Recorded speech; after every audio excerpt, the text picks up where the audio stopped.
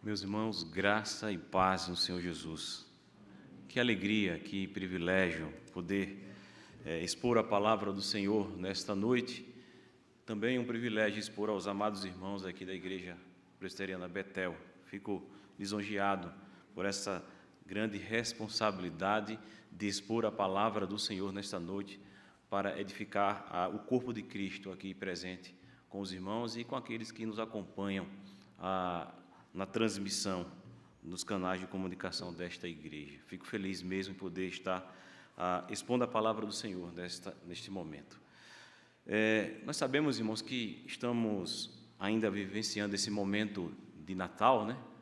Até porque o mês de dezembro, quando ele entra, as pessoas já ficam aguardando esse dia, o dia 25 de Natal. E é comum que algumas igrejas elas acabem trabalhando esse aspecto tão importante do Natal. E aí acompanhei durante todo esse mês, aqui na igreja, o pastor, por exemplo, o reverendo Adi, onde ele expôs o verdadeiro sentido do Natal. Ele fez questão de apontar de que o Natal não é festa, não é presente, mas está centrado na pessoa de Cristo Jesus. Vimos também o seminarista Gustavo, que na sua exposição no livro do profeta Isaías, ele apresentou também essa temática apontando o que você vê na manjedoura. E o reverendo Samuel, na semana passada, que me chamou a atenção, ele traz a questão do reconhecimento da glória do Senhor, que vai implicar de que a manjedoura não é o fim em si mesmo, mas aponta para um fim eterno, aponta para o grande e glorioso dia, o qual nós almejamos. Hoje, irmãos, então, nós veremos a respeito do seguinte tema: reconhecendo a exaltação de Cristo na sua autoridade, na sua incomparabilidade e também na sua majestade. Portanto, eu gostaria de convidar os irmãos que abram comigo o texto sagrado no Evangelho de João, no seu capítulo 3, versículo 22 até o versículo 30. Evangelho de João, capítulo 3,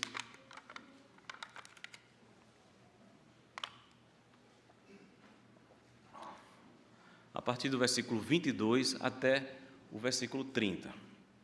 E aí, quando chegar no versículo 30, eu convido os irmãos a lerem comigo, tá certo? Então, versículo 22 do capítulo 3. Assim diz, irmãos, a palavra do Senhor. Dito isto, foi Jesus com seus discípulos para a terra da Judéia. Ali permaneceu com eles e batizava. Ora, João estava também batizando em Enom, perto de Salém, porque havia ali muitas águas, e para lá concorria o povo e era batizado, pois João ainda não tinha sido encarcerado. Ora, entre os discípulos de João e um judeu, suscitou-se uma contenda com respeito à purificação. E foram ter com João e lhe disseram: Mestre, aquele que estava contigo além do Jordão, do qual tens dado testemunho, está batizando e todos lhe saem ao encontro. Respondeu João: o homem não pode receber coisa alguma, se do céu não lhe for dada.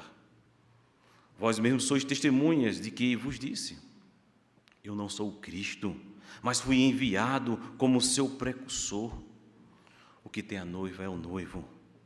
O amigo do noivo que está presente e o ouve muito se regozija por causa da voz do noivo, pois esta alegria já se cumpriu em mim. Todos agora.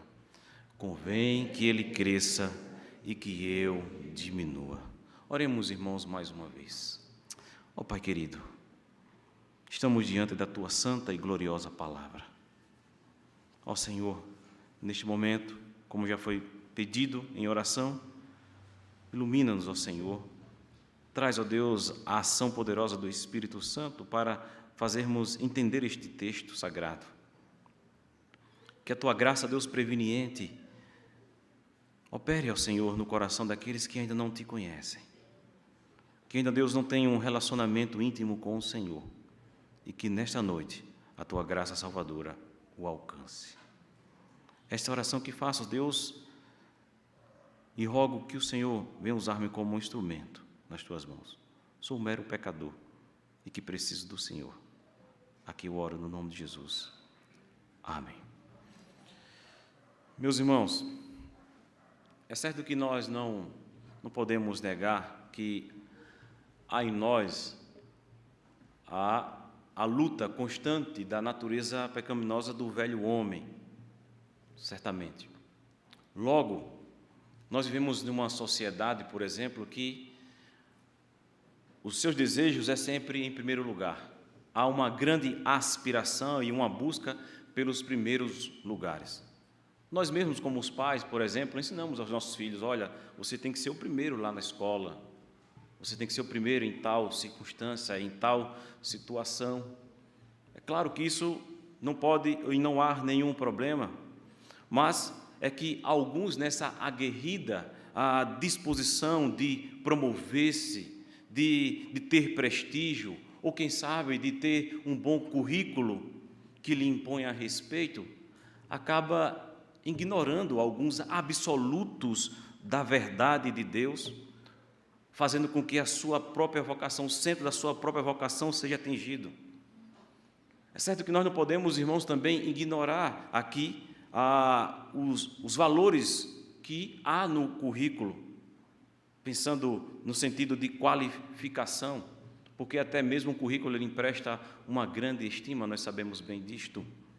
No campo religioso, por exemplo, ele tem uma certa expressão, uma certa notoriedade no meio da Igreja de Cristo, e que muitas vezes é utilizado para tomadas de decisões, seja ela favorável ou não. Quando nós observamos para João Batista, por exemplo, era alguém que possuía um currículo de uma certa notoriedade ímpar. E João merece destaque que, irmãos, entre os maiores da terra, e vale salientar aqui que as suas qualificações, as qualificações aqui de João Batista, não estão presentes nos livros de uma instituição de ensino, mas estão presentes nas páginas da própria Palavra de Deus, as Sagradas Escrituras, que fazem essa distinção do próprio João Batista. Se nós pudermos fazer aqui uma listagem do que a Bíblia, do que a Palavra de Deus fala a respeito de João Batista, nós podemos observar que João Batista, por exemplo, no seu nascimento, ele se revestiu, o nascimento de João Batista foi revestido de notoriedade, até porque ele foi anunciado pelo anjo, o seu nome foi escolhido por Deus, pelo próprio Deus. Quem era o pai de João Batista? Era Zacarias, que fazia então parte da linhagem sacerdotal. E por que não lembrarmos que no campo do parentesco natural, ele tinha muito o que se orgulhar aqui, João Batista. Ele era primo de Jesus. E antes mesmo, irmãos, de nascer, o próprio Deus já havia anunciado através dos profetas, falou ao seu respeito, já no Antigo Testamento, em Isaías 40, vai mencionar isto. João Batista foi alguém que foi cheio do Espírito já desde o ventre da sua mãe. O nascimento, irmãos, de João Batista foi um ato miraculoso, até porque a sua mãe era estéril. A mãe de João Batista era estéril. O ministério de João Batista, irmãos, foi um ministério de sucesso, até porque a palavra do Senhor diz que sobre ele converterá muitos dos filhos de Israel ao Senhor, seu Deus. João Batista era alguém que tinha muitos discípulos. Foi ele que batizou o próprio Jesus, diz a palavra do Senhor. Foi ele que recebeu o testemunho de Jesus de ser muito mais do que um profeta. João Batista, queridos irmãos, era um grande pregador incansável, que vivia pelo deserto pregando e chamando a atenção para que se endireitasse as veredas. Era alguém que já era procurado pelas multidões. João Batista, irmãos, foi um marco temporal na duração da lei e dos profetas. E a palavra do Senhor ainda diz que dentre os nascidos de mulher, até então não se achou alguém maior do que João Batista. E uma última qualificação da parte da palavra de Deus de João Batista: ele foi o antecessor, foi ele que preparou o caminho de Jesus. Irmãos, se existe alguém que pelo seu currículo merecia destaque nesse cenário religioso da época, esse alguém era João Batista. Mas a pergunta que faço é: como é que você reagiria diante ou portando um currículo tão imponente como este, com tantas qualidades como esta? Observe, queridos irmãos, que no contexto, o Evangelho de João, ele está aqui registrado há muitos sinais que foram realizados por Jesus, para evidenciar a missão de Cristo aqui na terra. E é interessante que a estrutura deste evangelho, para que nós compreendamos bem a sua estrutura, que o evangelista apresenta, é que ele está dividido em 4 partes, esse evangelho. O evangelho que nós lemos de João está dividido com o seu prólogo, que é uma espécie de introdução, que aponta para o que ele vai falar nas suas narrativas. E, a partir do capítulo 1, versículo 19, nós vamos encontrar, então, até o capítulo 12, versículo 50, o chamado Livro dos Sinais. E, na sequência, chamado Livro da Glória, que vai retratar a morte e a crucificação de Cristo Jesus. E, por fim, o epílogo deste evangelho. Sendo que, no primeiro capítulo, queridos irmãos, o autor do evangelho, ele anuncia aqui a encarnação do Verbo, o nascimento de Cristo. E diz que no princípio estava com Deus, na criação todas as coisas foram feitas por Ele, inclusive a vida está nele, sendo Ele a luz do mundo.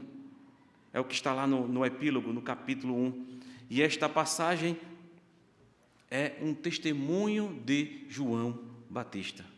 Esses versículos, irmãos, que lemos aqui há pouco, ele traz o que nós podemos chamar aqui de quarta sucessão aqui, ou melhor, a quarta sessão sucessiva, que aponta formas em que Jesus aqui ele cumpre e ele ultrapassa o judaísmo daquela época. Percebam, no capítulo 2, por exemplo, do versículo 1 até o versículo 11, Jesus faz o seu primeiro milagre. Os irmãos sabem qual foi o primeiro milagre de Jesus. Jesus, então, provê um vinho novo, em que muito ultrapassa qualquer coisa que o judaísmo contemporâneo pudesse oferecer. Ele torna, então, obsoleto os potes de pedra de purificação. Ainda no mesmo capítulo 2, por exemplo, do versículo 12 ao 25, Jesus, então, substitui o templo. E assim aqui ele insinua, queridos irmãos, que a função própria do templo é mais bem vista como uma antecipação do ponto definitivo entre a mediação de Deus e o homem. E então, no capítulo 3, do versículo 1 a 21, Jesus cumpre as profecias de uma regeneração de água e espírito. E ele então prova aqui, queridos irmãos, em sua morte, ser o antítipo definitivo da serpente que foi então levantada no deserto.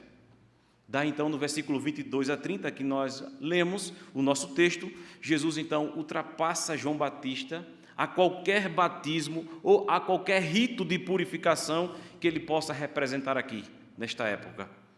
E aí no capítulo 4, que é o contexto seguinte, nós vamos encontrar a singularidade de Jesus, que passa a ser contrastada com os movimentos que se estendem para além dos limites do judaísmo palestino. Portanto, queridos, o foco que encontramos em nosso texto, o texto que lemos, não está nos ritos de purificação da antiga aliança, mas os versículos 22 até o versículo 36, embora nós lemos apenas até o 30, Jesus aqui está batizando mais do que João Batista. Portanto, o foco aqui, queridos, não está no batismo, mas na estatura relativa de Jesus e João Batista. Não está na natureza em si do batismo.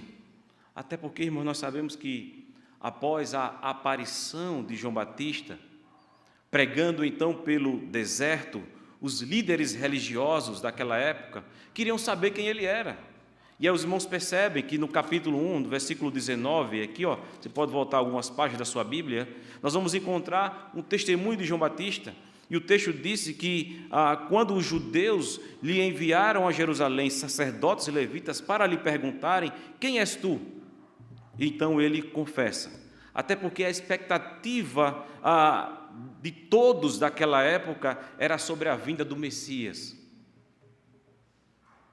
Porém, João Batista, irmãos, faz uma declaração importante aqui, principalmente para aqueles que suspeitavam ser ele o Messias. E aí no versículo 20 do capítulo 1 ainda, ele vai dizer assim: ele confessou e não negou. Confessou. E foi o que ele confessou aí? Ele diz: eu não sou o Cristo. Ele confessou, irmãos, aqui abertamente. E esta é a forma do evangelista, aqui do Evangelho, dizer que mesmo as negativas aqui de João Batista, queridos irmãos, de que ele não era o Cristo, constituíam parte do seu testemunho positivo. Testemunho este a favor do verdadeiro Cristo, a favor de Jesus Cristo. Portanto, queridos, a passagem de João, no capítulo 3, 22 a 30 que nós lemos, aponta então para a exaltação da messiandade de Jesus. Os versículos 31 a 36 que nós não lemos, nós vemos essa distinção de Jesus e de todos os seres humanos que são da terra, inclusive João Batista. E aí nos versículos 22 a 24, Jesus e seus discípulos agora se dirigem para a Judéia, onde estava João Batista. E isso aqui vai proporcionar uma conveniente transição para João Batista, que é visto aqui nos versículos 25 a 30. E quando João Batista afirma mais uma vez que a sua importância, vamos dizer aqui, que a sua importância está apenas em seu papel de preparar o caminho, e aí nós vamos observar aqui que diante dessas informações que nós vimos, nós podemos aqui entender o que João Batista quer aplicar para aquela época e para nós nessa noite. Portanto, queridos irmãos, o que eu gostaria de expor aos irmãos é exatamente esse tema, reconhecendo a exaltação de Cristo. E como é que nós reconhecemos a exaltação de Cristo? Em primeiro lugar, na sua autoridade. E aí eu quero chamar os irmãos para o versículo 27. O versículo 27 diz: respondeu João, um homem não pode receber coisa alguma se do céu não lhe for dado. Os versículos, irmãos, 25 e 26, o que nós vamos encontrar aqui é o ministério paralelo de Jesus com João Batista. E o texto diz que surge então uma contenda. Que contenda é esta? Entre os discípulos de João e um judeu. E eles estavam discutindo sobre a purificação, sobre o batismo. E a discussão aqui é iniciada por um dos discípulos de João, que provavelmente estavam atribuindo ou atribuíam a eficácia purificadora superior ou até mesmo exclusiva do batismo. Ou seja, em outras palavras, ele queria dizer assim, olha, o batismo que vale aqui é o do meu mestre. O batismo que vale aqui, ele na discussão com o judeu, é o de João Batista, não é o de vocês, judeus. Logo, nessa discussão, eles se veem insatisfeitos, e o que é que eles fazem? Eles vão até Jesus. Eles estão insatisfeitos também com o crescimento aqui dos seguidores de Jesus. E aí veja o que diz o versículo 26. O versículo 26 diz: e foram ter com João e lhe disseram. Foi o que eles disseram.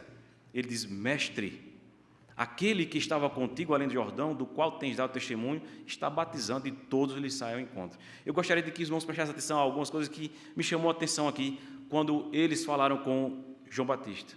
Ele diz, mestre, e eles apontam para Jesus e nem sequer mencionam o nome de Jesus. O que é que eles dizem? Olha, aquele. Talvez aqueles, de fato, eles não tenham nem consciência de quem era Jesus para ele.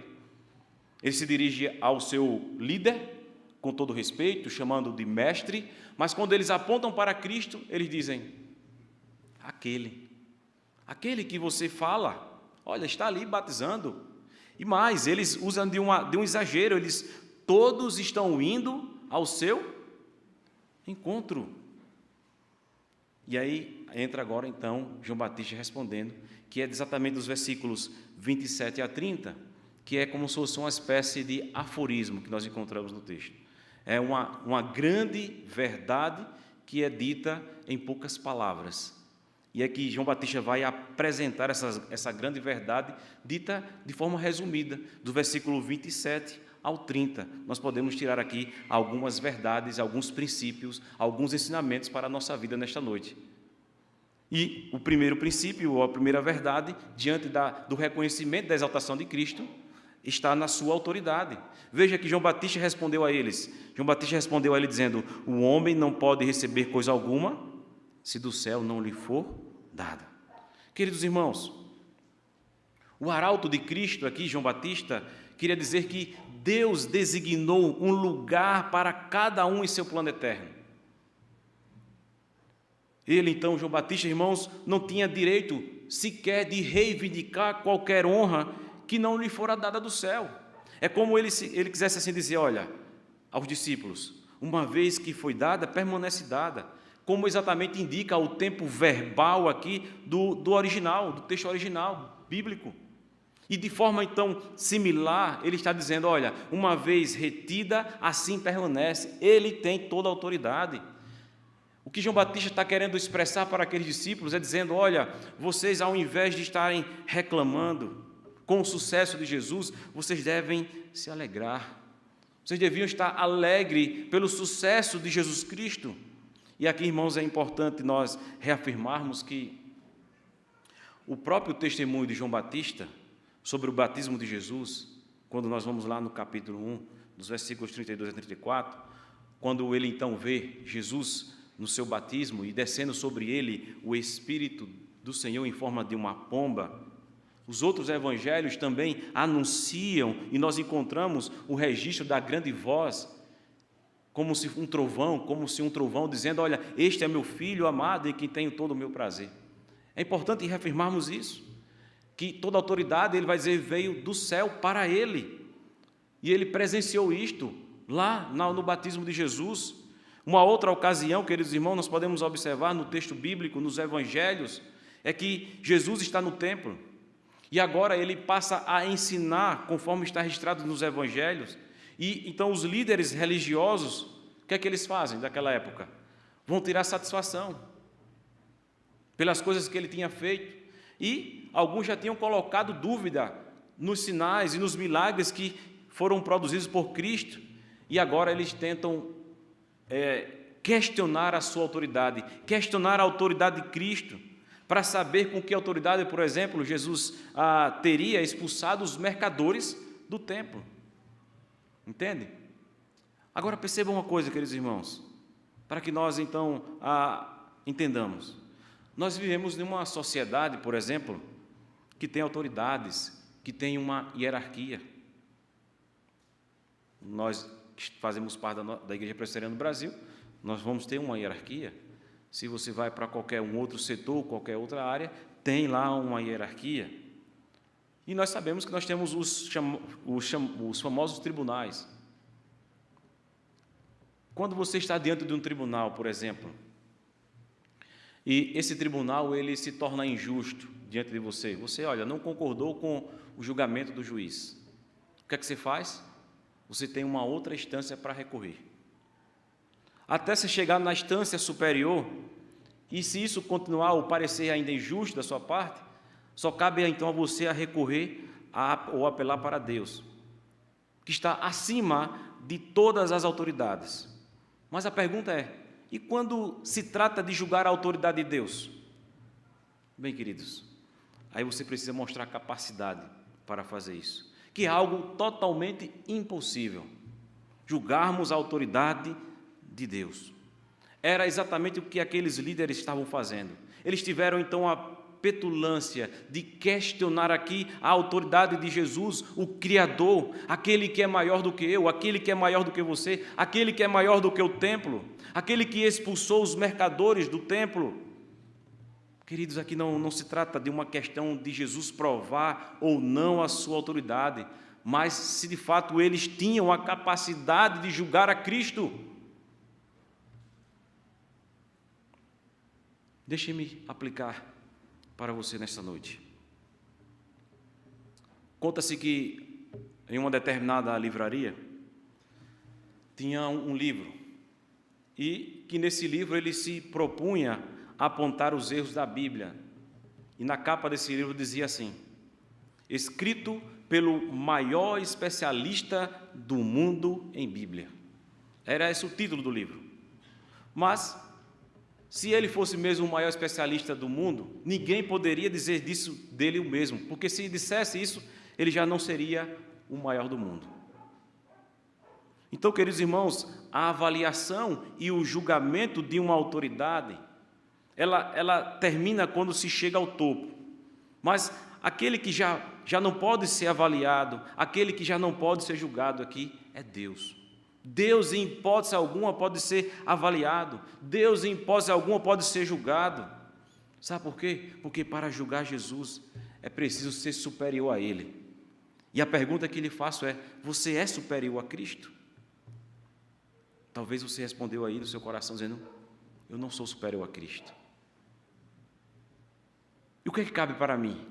por não ser superior a Cristo, a melhor coisa, irmãos, é nos sujeitarmos àquele. A melhor coisa, irmãos, é crermos, é obedecermos, entendermos que Ele é o Salvador e Senhor de todas as coisas. Que tal, queridos, parar de julgar Deus e descansar na certeza de que Ele é o justo, de que Ele é o perfeito, e que, na verdade, são as nossas imperfeições que, às vezes, nos fazem pensar o contrário de que Deus seja justo. E aqui nós podemos pensar algo. Será que você, em algum momento, já se deparou numa situação que não era favorável para você? Será que alguma vez, nesse momento, o seu coração pensou, poxa, não concordo com isto, não estou concordando com aquilo que Deus está fazendo com a minha vida? Será que você tem esse direito, de fato, de julgar a Cristo? Uma vez que Ele é superior, uma vez que Ele está acima de você. E o que faz você pensar de Deus dessa forma são as suas imperfeições. É você que é pecador. Por isso João Batista, ele sabia dar a glória aonde a glória era devida. Diante disso, queridos, os versículos seguintes nos convidam a reconhecer a exaltação de Cristo na sua incomparabilidade. E aí eu chamo a atenção dos irmãos para os versículos 28 e 29. O versículo 28 diz, vós mesmos sois testemunhas de que vos disse, eu não sou o Cristo, mas fui enviado como seu precursor.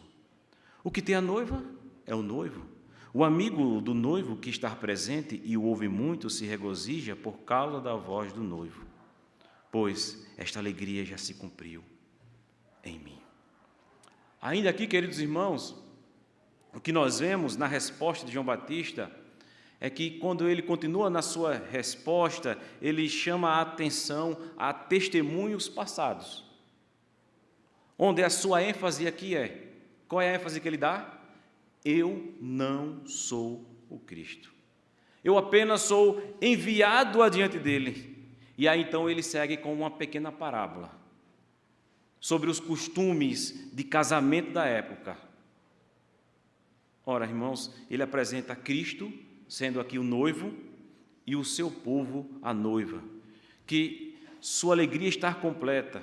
Ou seja, queridos, o que João está apresentando aqui é que ele está repleto de felicidade, porque agora as pessoas estão lhe deixando para se juntar a Jesus. É interessante que ele faz esse uso dessa pequena parábola, né? E nós vamos encontrar evidências tais, por exemplo, nos antigos povos. Na lei antiga da Suméria, dos babilônicos, por exemplo, o padrinho, naquela época, era alguém absolutamente proibido, o padrinho, de casar com a noiva. E essa influência também é vista aqui no Novo Testamento. João, ele está dizendo aqui, em outras palavras, que ele seria o último e que não poderia competir com o noivo, em hipótese alguma. Então, queridos irmãos, ele usa essa pequena parábola do casamento.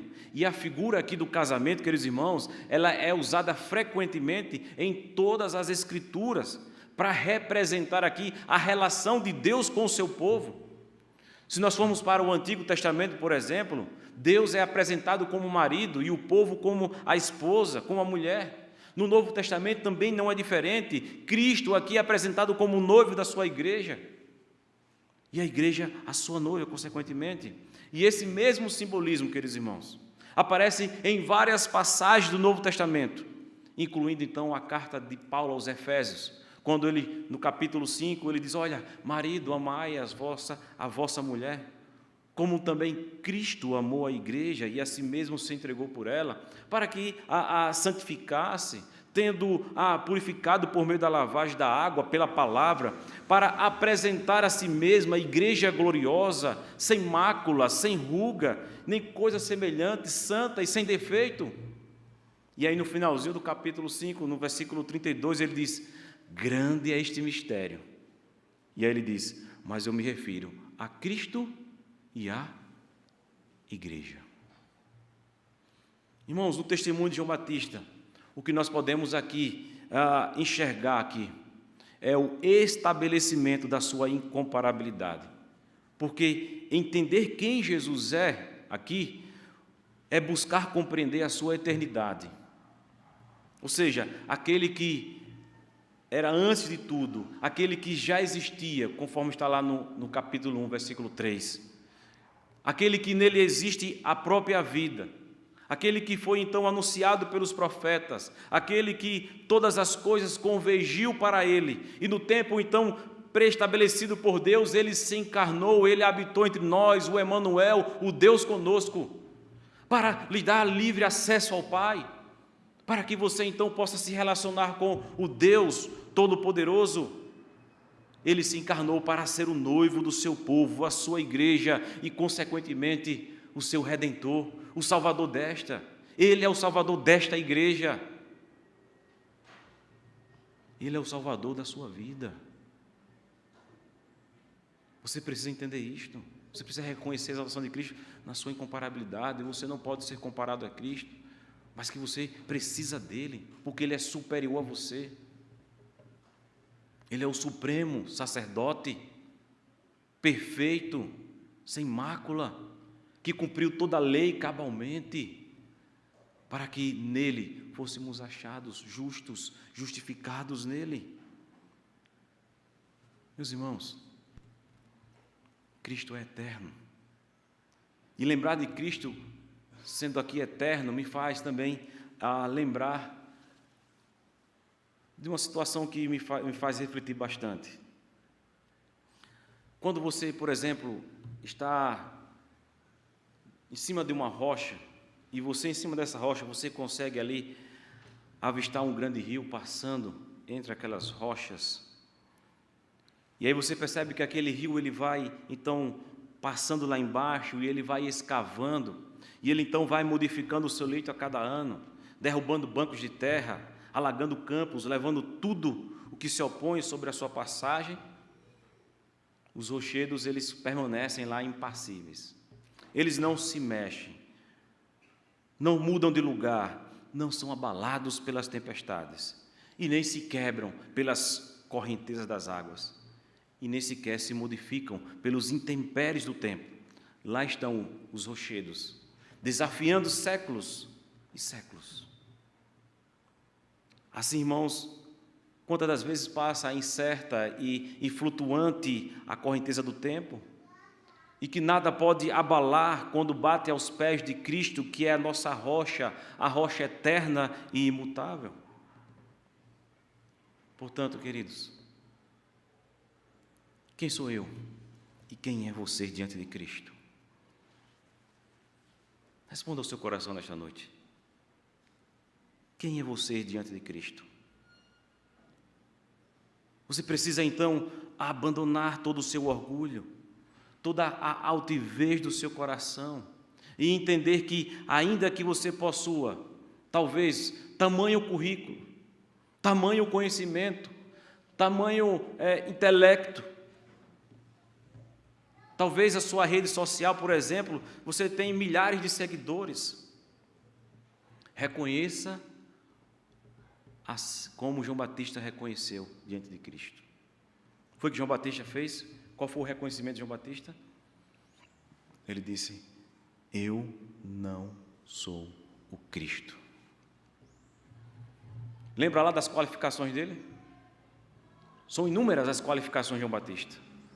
Talvez ele pode dizer assim: olha, eu sou o cara também da vez, tenho tantas qualificações, mas ele reconhece que ele não pode ser comparado a Cristo. Então ele diz: eu não sou o Cristo. Diante, irmãos, da eternidade de Cristo, você deve entender que você é alguém que simplesmente, no estalar dos seus dedos, certamente virará pó. E por isso você precisa reconhecer que Ele é incomparável, que Ele está acima de tudo e de todos. Assim, irmãos, reconhecendo a exaltação de Cristo na sua autoridade, na sua incomparabilidade, o texto também nos convida a reconhecê-la na sua majestade. E eu quero chamar a atenção para o versículo 30, que lemos juntos. O versículo 30 diz: convém que ele cresça e que eu diminua. Vejam, o precursor de Jesus aqui, João Batista, ele agora resume, ele faz um resumo das suas declarações, dizendo: é necessário, ou em algumas versões, convém que ele cresça e que eu diminua. O termo aqui necessário, irmãos, não é nada menos do que a vontade determinada de Deus. O que João Batista está dizendo, olha, está determinado por Deus para que ele cresça. Portanto, quando João Batista expressa que Cristo deve aumentar aqui, ele aponta para o seu sucesso atual, que é apenas o começo da propagação da mais gloriosa e universal justiça, paz, verdade e boa vontade entre os homens. Ou seja, aqui é a propagação do seu reino, é a inauguração da sua encarnação. E então João Batista diz: agora eu devo diminuir. Ou seja, queridos irmãos, ele está dizendo: olha, meu batismo, tudo o que eu ensinei aponta para o Messias vindouro. Todo o meu ensino deve cessar, porque o Messias, o Rei, chegou. Ele entrou publicamente na obra do seu glorioso ministério. Afinal, queridos irmãos, para que serve um arauto depois que o rei chegou? Para que serve um arauto? Depois que o rei já chegou? Para nada, para nada. Porque agora as multidões deveriam continuar a seguir o precursor de Jesus, depois que a sua tarefa já está cumprida? Pelo contrário, queridos, João Batista, então, ele encontra a alegria completa, quando abraçou de todo o coração a vontade de Deus, a supremacia que ele, então, atribuiu a Jesus Cristo. E aqui, eu gostaria de chamar a atenção para o reconhecimento da sua majestade, porque a palavra majestade significa grandeza.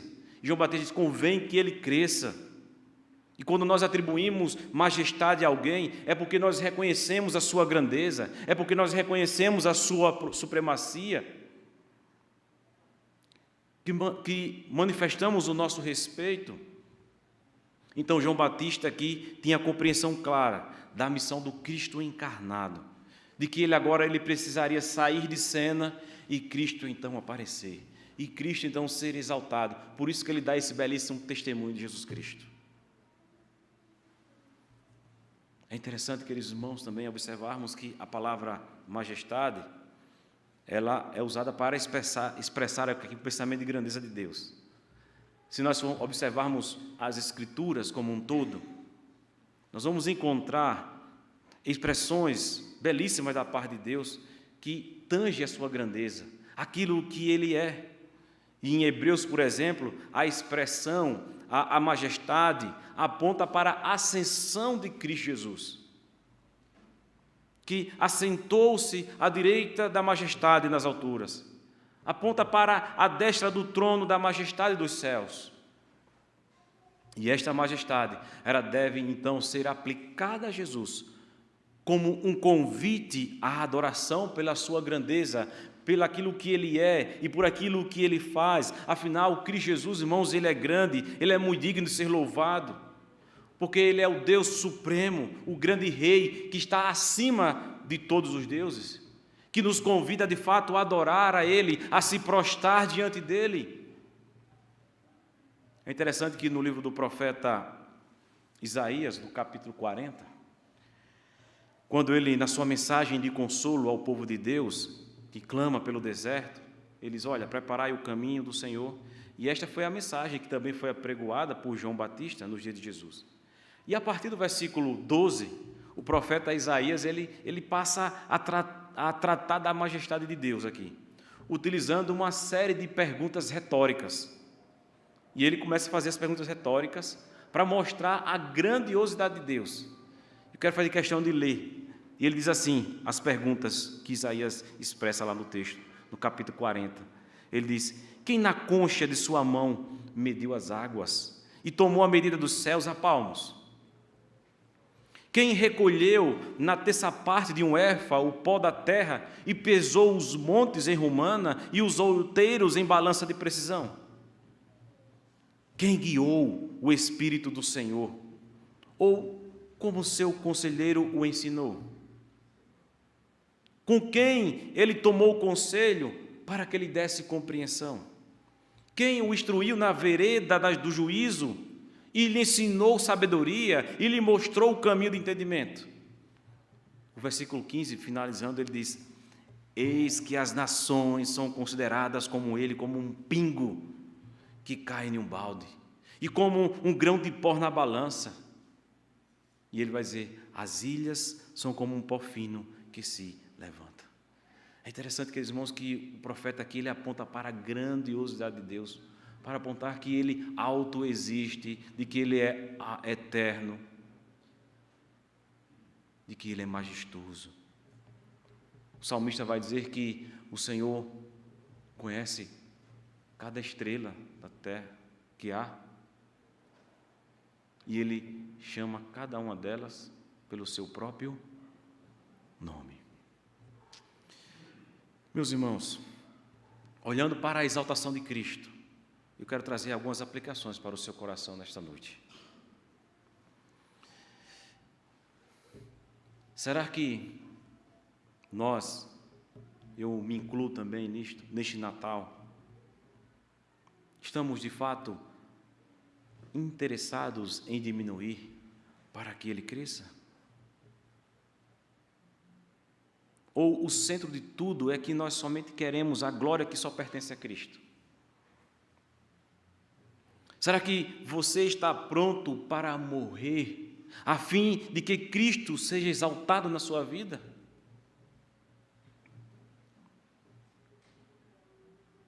Quantos irmãos de nós entramos em atritos com o nosso próximo, por exemplo, porque sequer não estamos dispostos a nos humilharmos um pouquinho mais, ou talvez colocar o rosto no pó, para que Cristo seja exaltado, para que Cristo seja engrandecido? Quem tem sido a primazia na sua casa? E pensando como marido, você se alegra quando Cristo é o primeiro lugar da sua esposa? E como esposa, você se alegra quando Cristo é o primeiro lugar do seu esposo? Pensando como pais que somos, você educa os seus filhos para serem obedientes a você? Ou para que eles, por meio da obediência, aprendam a submeter a Cristo como Senhor? Qual tem sido o objetivo da sua educação para os seus filhos? Para que, por meio da obediência a vocês, eles submetam a Cristo?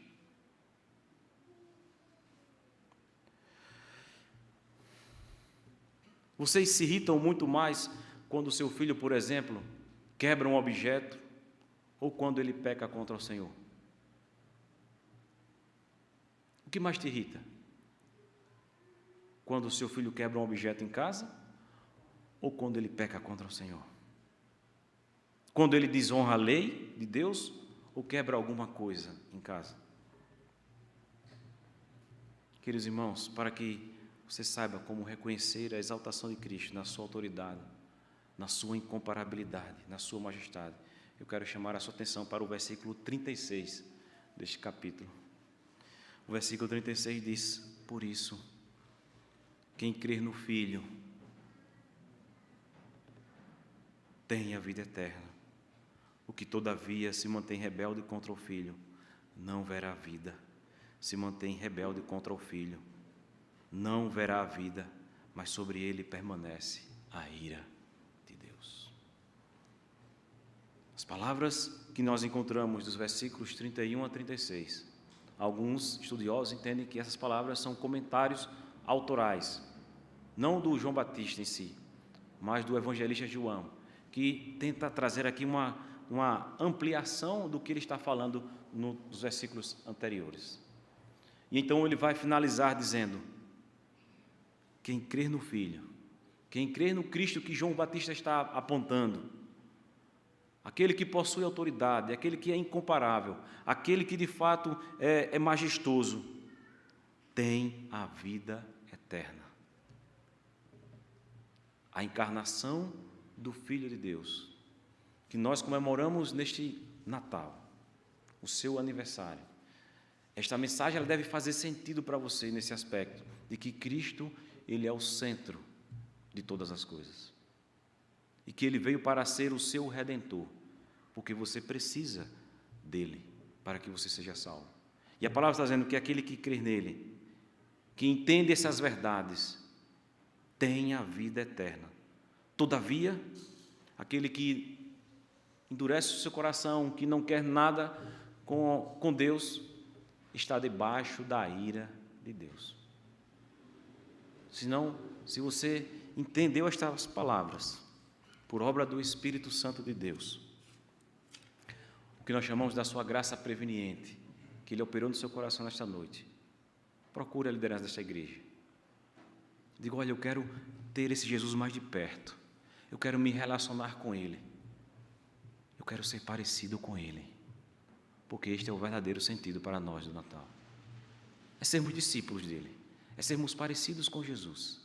É isso que a palavra de Deus nos convida nesta noite, para reconhecer sua exaltação, entendendo que Ele é autoridade sobre nós, que Ele é incomparável e que Ele é majestoso, Ele é o nosso Rei.